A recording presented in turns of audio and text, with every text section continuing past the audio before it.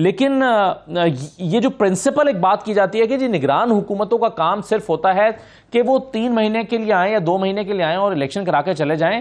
اگر جو حکومتیں ہیں وہ لمبی چلتی ہیں اور ان کی مدت بڑھا دی جاتی ہے تو اس کا ایسے ثابت یہ ہو رہا ہے کہ اس سے مسائل پیدا ہوتے ہیں. تو اس آرگومنٹ کو جو ہے وہ پہلے شاید تسلیم نہیں کیا جاتا رہا, لیکن یہ تو چیزیں اب ثابت نہیں ہو رہی. جی شکریہ. دیکھیے ایک تو بنیادی چیز جس پہ آپ نے بات کی وہ یہ ہے کہ جی انٹرم جو گورنمنٹس آتی ہیں وہ نیوٹرل سیٹ اپ ہوتا ہے, وہ کوئی پالیسی ڈیسیشن نہیں لے سکتے یا کوئی میجر تبدیلی نہیں کر سکتے, یہ حقیقت ہے. جہاں تک تعلق ہے کہ لمبا سیٹ اپ ہو گیا, آپ کو پتہ ہے کہ کس قسم کے مسائل تھے, کس قسم کے حالات کے اندر اسمبلیاں تحلیل کی گئیں اور ایک شخص کی انا کے اوپر یہ تمام معاملات ہوئے. اٹس انفارچونیٹ کہ یہ ہوئے, لیکن انفارچونیٹلی یہ ہو گئے. بات یہ ہے کہ میں پنجاب کے ہسپتالوں کی تو ان پہ اتنا زیادہ تبصرہ نہیں کر سکتی, نہ کروں گی, کیونکہ مجھے نہیں معلوم کہ کیا مسئلہ تھا کہ جو بجلی چلی گئی اور پھر بہت دیر تک نہیں ہے. کیونکہ نارملی میں کراچی کے حوالے سے آپ کو بتا سکتی ہوں کہ کراچی میں اور بلکہ پورے سندھ میں یہی ہوتا ہے کہ جنریٹرز ہوتے ہیں, اگر بجلی جاتی ہے تو فوراً جنریٹرز آن ہو جاتے ہیں. اور اکثر تو ہسپتال جو ہیں, بالخصوص کراچی کے جو بڑے ہسپتال ہیں, ان کو تو کے الیکٹرک کی طرف سے استثنا ہے, مطلب وہ نو ان انٹرپٹڈ پاور سپلائی ان کو دی جاتی ہے. اگر پورے شہر میں بھی لائٹ چلے جائے گی تو اسپتالوں کی لائٹ نہیں جائے گی. سو آئی ڈونٹ نو کہ کیا مسئلہ تھا, کوئی اور ٹیکنیکل فالٹ ہو گئی تھی یا کیا ہو گئی تھی, وچ از انفارچونیٹ اگر ایسا ہوا. لیکن دیکھیے ہمارے ملک میں آج بھی صحت کی سہولیات کو لے کے بہت سارے اہم ایشوز ہیں. ایک تو ہمارے یہاں پاپولیشن ایکسپلوژن کی طرف جا رہے ہیں. پرانا سینسس ہوا, نیا سینسس ہوا, نئے سینسس کے اوپر تحفظات ہیں, ابھی تک نوٹیفائی نہیں ہوا ہے, بہت ساری چیزیں ہیں. اور جو نئے سینسس آئے اس کے اوپر بھی تحفظات ہیں. ابھی بھی بہت جگہ ایسی آبادی ہیں جن کو کم دکھایا جا رہا ہے اور لوگ اس پہ اعتراض کر رہے ہیں, خاص طور پہ سیاسی جماعتیں. بات یہ ہے کہ ہم تو خود یہاں سندھ کے ہسپتالوں کے اندر جاتے ہیں اور ہمیں معلوم ہے کہ پنجاب سے, بلوچستان سے, ایون افغانستان سے لوگ سندھ کے اندر صحت کی سہولیات کے اوپر ان کو اعتماد ہے اور وہ یہاں پر علاج کرانے آتے ہیں. تو ہم ان صوبوں کا بھی ہم جو لوڈ ہے اپنی طرف لیتے ہیں. اور یہ سب سے امپورٹنٹ ہے کیونکہ ایک عام آدمی کیا چاہتا ہے, وہ چاہتا ہے کہ جی اس کو سستی بجلی ملے, بچے اس کے اچھے اسکول میں پڑھیں اور اس کو صحت کی سہولیات فری ملیں اور معیاری. شمیلہ صاحبہ یہ تو آپ ہیلتھ کی بات کر رہی ہیں نا, جی یہ تو ہیلتھ کی بات ہے نا, ہیلتھ پر تو چلیں ایک الگ سے ڈیبیٹ ہونی چاہیے کیا ہے. میں تو بات کر رہا ہوں کہ شاید مستقل حکومتیں نہ ہونے کی وجہ سے اور نگران حکومتیں ہونے کی وجہ سے صرف ہیلتھ ہی نہیں, شاید اور بھی جو شعبہ جاتے ہیں وہ متاثر ہو رہے ہیں. جبکہ آج شہباز شریف صاحب جو ہے نگران حکومت کی بڑی تعریف کر رہے تھے اور کہتے ہیں کہ پنجاب اسپیڈ کو بھی کاٹ گئے ہیں, ہو گئی ہے. لیکن شمیلہ صاحبہ ایک تو ہم ابھی پنجاب میں 2.25 ارب روپے کی منظوری کی بات کر رہے تھے گاڑیاں خریدنے کے لیے. ملک کے حالات مجموعی طور پر جو ہے وہ شاید اس کی اجازت نہیں دے رہے. دوسری بات یہ ہے کہ ابھی جہانگیر جدون صاحب کہہ رہے ہیں کہ لیگلی قانونی طور پر یہ ممکن نہیں ہے کہ نگران حکومت آتی ہے صرف اور صرف جو ہے وہ الیکشن کرانے کے لیے پالیسی ڈیسیژن نہیں لے سکتی. تو ایسے میں پیپلز پارٹی نے بھی پنجاب میں الیکشن لڑنا ہے. اس پر کوئی تشویش پیپلز پارٹی کو ہے کہ پنجاب حکومت کیا کر رہی ہے اور اپنے مینڈیٹ سے بڑھ کر فیصلے کیوں کر رہی ہے؟ دیکھیے نگراں حکومت ہمیشہ ایک نیوٹرل سیٹ اپ ہوتا ہے, وہ کوئی میجر ڈیسیشن نہیں لے سکتے. Of course day to day administrative decisions تو لے سکتے ہیں. اب اس میں کہیں ایسی ڈیسیشن لینے کی ضرورت پڑ جائے جو وقت کی ضرورت ہے تو ظاہری بات ہے اس کی گنجائش موجود ہے. لیکن کوئی ایسا میجر پالیسی ڈیسیشن نہیں لے سکتی, کوئی ایسے نئے پروجیکٹس نہیں شروع کر سکتی, نئی اسکیمز نہیں شروع کر سکتی, کسی پرانی اسکیم کو آن گوئنگ کو روک نہیں سکتی ہے. یہ میں کچھ ایگزامپل آپ کو دے رہی ہوں. نیوٹرل سیٹ اپ کا مطلب یہی ہوتا ہے, یہ حکومت چلانے نہیں آتے اور نہ ہی یہ الیکشن کروانے آتے ہیں. یہ ایک سٹیٹس کو مینٹین کرنے آتے ہیں. الیکشن کروانا الیکشن کمیشن آف پاکستان کا کام ہے. ان کا کام یہ ہے کہ یہ غیر جانبدار ہوں, کسی ایک جماعت کی طرف بھی ان کا رجحان نہ ہو. اور یہ دیکھیں کہ نیوٹرلٹی جو ہے as far as administration is concerned وہ جو ہے وہ قائم اور دائم رہے. ان کا صرف یہی کام ہے.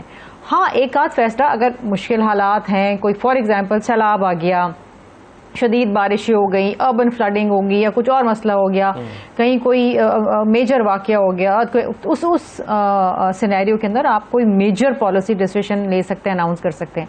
بٹ ادروائز اسٹیٹس کو مینٹین ہوتا ہے. ابھی جو اسپتال کا آپ نے پہلے اپنے سیگمنٹ کے اندر بات کی ہے, آئی ڈونٹ تھنک یہ ان کا مینڈیٹ ہے. یہ گاڑیاں خریدنے کا پہلے سے ہی بجٹ کے اندر ہوگا, لیکن ابھی تو یہ اپنی مرضی سے کچھ نہیں خرید سکتے. یہ بجٹ کے اندر آ چکا ہوگا اور یہ آلریڈی ان پائپ لائن ہوگا. یہ ان کی سینکشن سے نہیں ہوا. یہ کوئی ان کو یہ پچھلی حکومت نے دیا ہوگا نا بجٹ. اس بجٹ میں ان گاڑیوں کے خریدنے کے پیسے رکھے ہوں گے.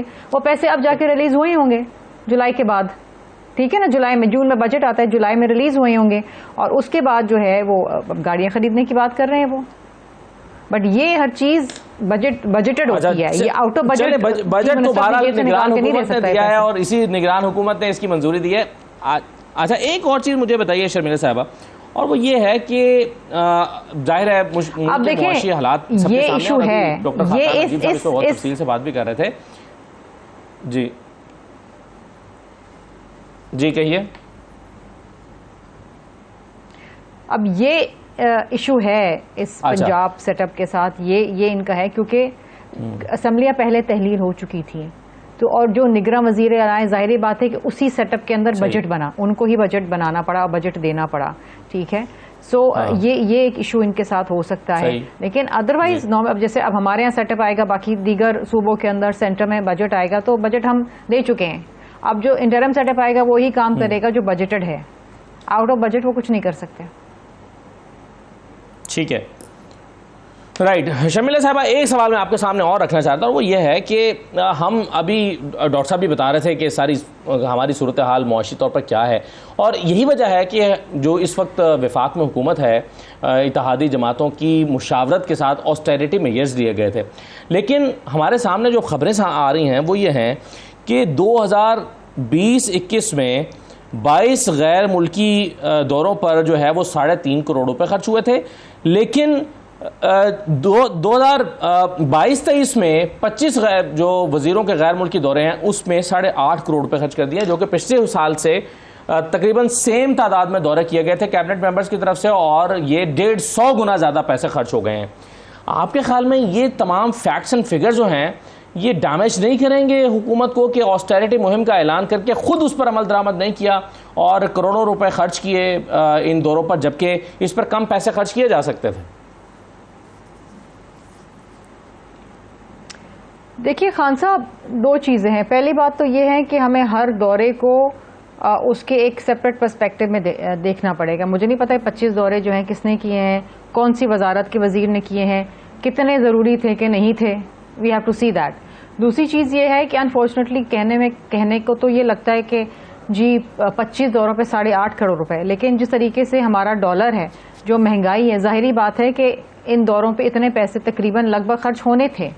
اب یہ دیکھنے کی ضرورت ہے کہ ان میں سے جو دورے کیے گئے 25, اس میں سے کتنے انتہائی ضروری تھے, کتنے اوائڈ کیے جا سکتے تھے. اس ایک دورے میں کتنا انٹوراج گیا ہے, صرف وزیر گیا ہے, وزیر کے ساتھ باقی 4-5 لوگ گئے ہیں, یا وہ غیر ضروری لوگ گئے, یہ دیکھنے کی ضرورت ہے. آسٹیرٹی ڈرائیو کا مطلب ہرگز یہ نہیں ہے کہ آپ جو ضروری کام ہے اس کو روک دیں. فار ایگزامپل فارن منسٹری ہے, ان کا کام ہی ہے دورے کرنا اور دیگر ممالک میں جانا, بائی لیٹرل ریلیشنز کو فروغ دینا. ٹھیک ہے, اب یہ ہو سکتا ہے کہ جی اگر وزیر جا رہا ہے تو جی 10 لوگ ساتھ لے کے جا رہے, نہیں, he can curtail it from 10 to just 2 people جو ضروری ہیں, 2 لوگ جائیں, 3 لوگ جائیں. اس طریقے سے ان کو آسٹیرٹی میجرز کو ان پلیس کیا جا سکتا ہے. تو اب یہ 25 دورے جو ہیں, آئی ڈونٹ نو کس کے ہیں, کون سے وزیر ہیں, ہاؤ امپورٹنٹ دے ور اور ان امپورٹنٹ. ہاں صحیح ہے. اس میں ویسے سبھی ہاں مطلب دونوں ساری بڑی جماعتوں کے وزراء اس میں شامل ہیں. اس کی ڈیٹیلز بھی موجود ہیں اس سٹوری میں. بہرحال میں ایک چھوٹا سا بریک لینا ہے, پھر میں آپ کو لیکن جاتے جاتے یہ بتاتا چلوں کہ ابھی ہم جو 200 نئی گاڑیوں کی بات کر رہے ہیں, تو پاکستان کے پاس سرکاری گاڑیوں کی تعداد جو ہے وہ تقریباً 1.5 لاکھ کے قریب ہے. جبکہ اگر اس کا موازنہ آپ برطانیہ کے ساتھ کریں تو برطانیہ کے سرکاری فلیٹ میں شامل جو گاڑیاں ہیں ان کی تعداد 85 ہے. ہمارے پاس 1.5 لاکھ سرکاری گاڑیاں ہیں.